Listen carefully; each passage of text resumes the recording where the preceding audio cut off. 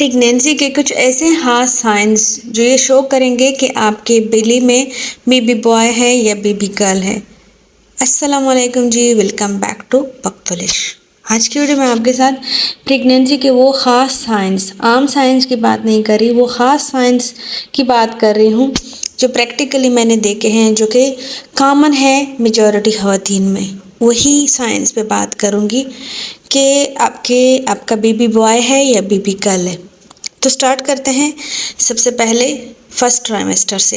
First trimester में क्या होता है, मैं किसी फूड पे बात नहीं करूँगी, वोमिटिंग पे बात नहीं करूँगी, क्योंकि मेजॉरिटी ख़वातीन को बॉयज़ पे भी वोमिटिंग हुई है, गर्ल्स पे भी हुई है। मेरे साथ भी ये इशू हुआ है। सो इन आम सी चीज़ों का मैं ज़िक्र बिल्कुल भी इस वीडियो में नहीं करने वाली। मैं वो ख़ास चीज़ें बताऊँगी जो कि कॉमनली ख़वातीन के साथ, बेबी गर्ल के केस में गर्ल वाले साइंस जो उनको हुए हैं, और बॉय के केस में बॉय वाले साइंस। तो वो कॉमन साइंस आपके साथ स्पेशल साइंस शेयर कर रही हूँ। अच्छा, फर्स्ट ट्राइमेस्टर में पहले ब्रेस्ट की बात आती है। तो ब्रेस्ट जो होते हैं, कॉमनली कहा जाता है कि बॉय के टाइम पे ब्रेस्ट हार्ड हो जाते हैं। तो ये बिल्कुल गलत है। ब्रेस्ट जो होते हैं फर्स्ट ट्राइमेस्टर में प्रेगनेंसी में हार्ड हो जाते हैं, सख्त हो जाते हैं। और गर्ल के केस में भी ये होता है, बॉय के केस में होता है, दोनों केस में ये होता है। लेकिन जैसे ही सेकेंड ट्राइमेस्टर स्टार्ट होता है तो बॉय के केस में ब्रेस्ट का जो साइज़ है वो लटक जाता है, यानी कि ढीला पड़ जाता है, छोटा पड़ जाता है। और गर्ल के केस में ब्रेस्ट का जो साइज़ है वो इंक्रीज़ हो जाता है। तो ये एक बहुत बड़ा साइन है।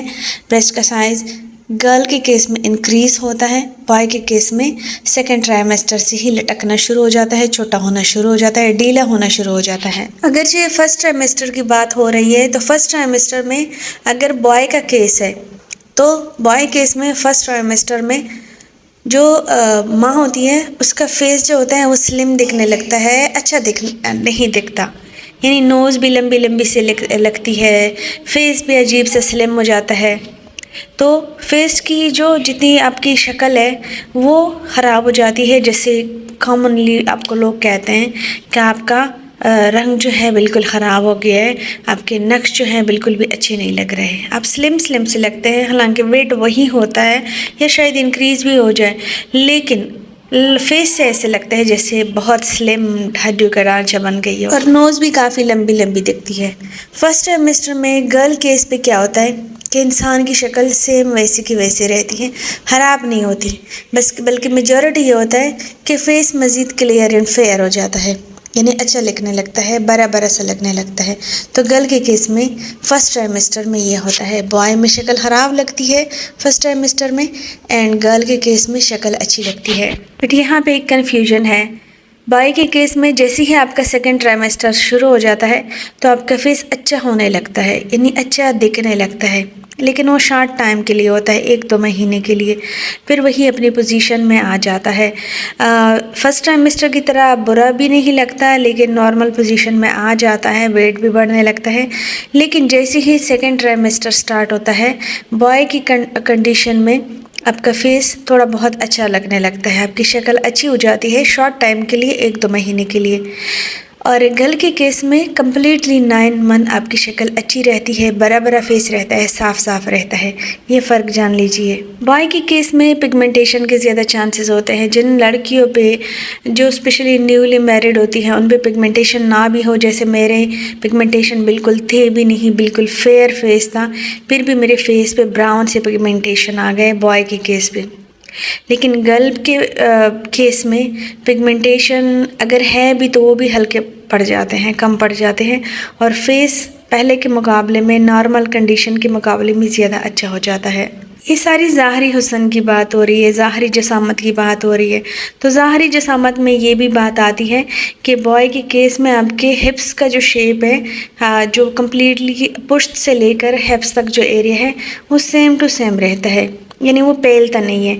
लेकिन गर्ल के केस में हिप्स पेल जाते हैं, आपका जो पुश्त का एरिया है, कमर का एरिया है, वो भी साथ में पेल जाता है। ये किस मेरे साथ भी था और ये मेजॉरिटी ख़वातीन के साथ होता है, जिससे पहले ही बता दिया जाता है आपकी लड़की है, आपका लड़का है। अच्छा, मेरे साथ बॉय के केस में मेरी जैसे कमर पतली, जैसी ही पतली थी वैसी ही पतली टेल लास्ट थी। हालांकि बिली बढ़ रहा था, कमर मोटी नहीं हो रही थी।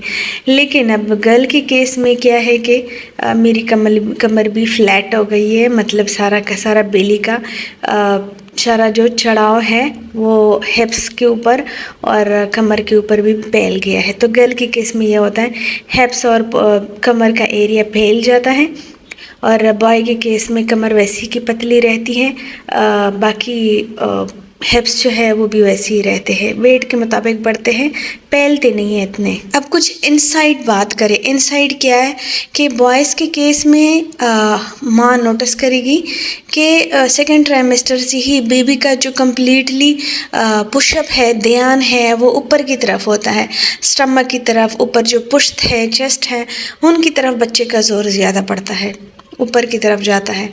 और गर्ल का जो ज़्यादा से ज़्यादा ध्यान है, फोकस है, वो नीचे नीचे बेली से भी कम्प्लीटली नीचे एरिया, जो विजाइनल एरिया से थोड़ी सी ऊपर जगह है, यहाँ पे बच्चे का ज़्यादातर ध्यान जाता है, और प्रेशर जो है वो लड़की के कंडीशन में वो नीचे ज़्यादा होता है। ये केस हर किसी से मैंने सुना है, लेकिन मेरे साथ भी यही था। बॉयज़ के टाइम पे मेरा जो कम्प्लीटली प्रेशर था वो ऊपर की तरफ ज़ोर होता था, ऊपर स्टमक की तरफ, ऊपर पुश्त की तरफ, चेस्ट की तरफ ज़ोर पड़ता था।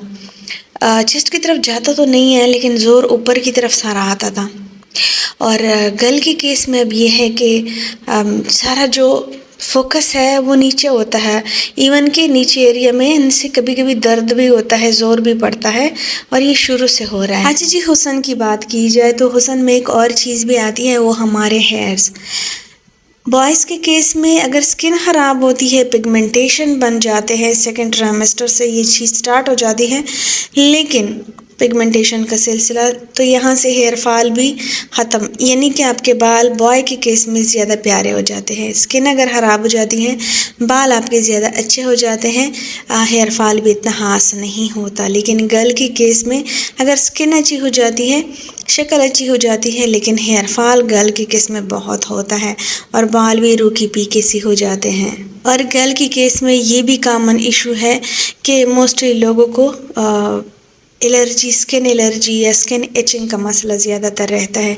तो गर्ल के केस में ये चीज़ ज़्यादा देखी गई है, बॉय के केस में ये चीज़ इतनी खास नहीं देखी गई। और ये कॉमनली मदर्स का एक्सपीरियंस है, और मेडिकल भी ये कहती है कि बॉयज़ के केस में जो लास्ट टाइम होता है, डिलीवरी का टाइम होता है, पेन जो होते हैं इतने खास नहीं होते, और डिलीवरी भी आसान होती है। पेन होते हैं, इतने ज़्यादा नहीं होते as compare to girl case. तो बॉय के केस में पेन का दौरानिया कम होता है, और बच्चा को जल्दी पैदा हो जाता है। लेकिन गर्ल के केस में क्या होता है, पेन का दौरानिया लंबा हो सकता है, 2 से 3 दिन भी हो सकता है। तो गर्ल के केस में पेन ज़्यादा भी होती है, दौरानिया भी लंबा होता है। लास्ट तक तो वैसे सबको पता चल ही जाता है कि गर्ल है या बॉय है, लेकिन फिर भी किसी को नहीं पता, तो इन चीज़ों से अंदाज़ा लगा सकते हैं। ये है वो खास सिम्टम्स जो कि ज़रूरी थे आपको बताना। बाकी फूड्स की अगर कोई बात करे कि फ़ूड कौन सा, मीठा, खट्टा, उल्टी ना उल्टी, तो ये किसी को बॉय पे भी हो सकती है, किसी को गर्ल पे। ये बिल्कुल भी जेन्युइन प्रॉब्लम्स नहीं है। यही सारे ऑथेंटिक चीज़ें हैं जो कॉमनली हर औरत में देखी गई हैं, बॉयज़ एंड गर्ल्स के केसेस में। ये वीडियो उम्मीद करती हूँ आपको आपके लिए हेल्पफुल होगी, अच्छी लगी हो तो लाइक एंड सब्सक्राइब ज़रूर कीजिए, अपना फीडबैक ज़रूर दीजिए, अपना एक्सपीरियंस भी ज़रूर शेयर कीजिए। अपना बहुत सारा ख्याल रखिए, इजाज़त चाहती हूँ, अल्लाह हाफिज़।